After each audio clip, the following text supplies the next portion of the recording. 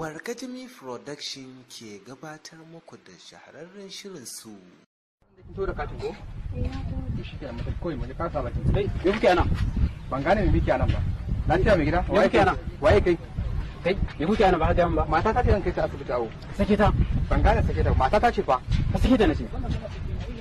Na sake ta da. Sake ku da mata. Baran mata ce mata ta ce fa. Ba za ka sake ta ba.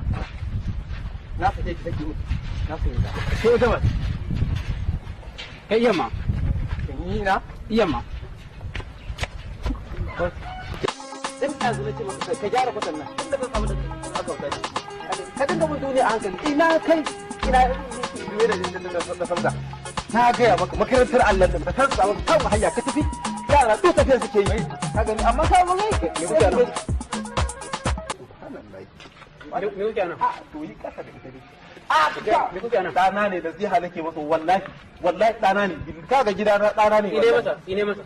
Tsinuwa masa nace. Tsinuwa fa yaro Allah ya tsine ma albarka. Kai uku sai uku.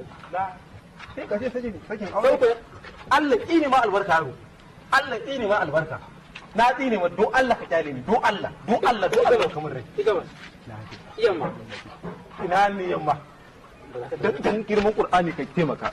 Baran koma cikin gida to sanar da iyali. Ko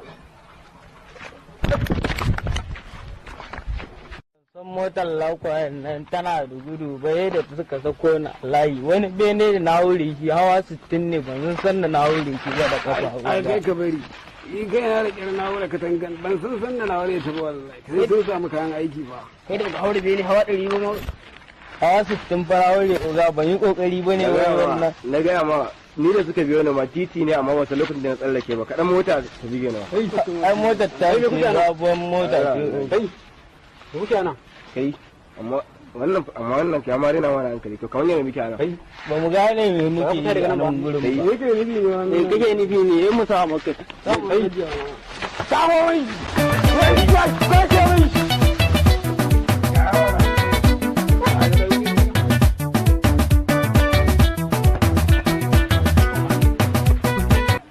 ai gama da gabanta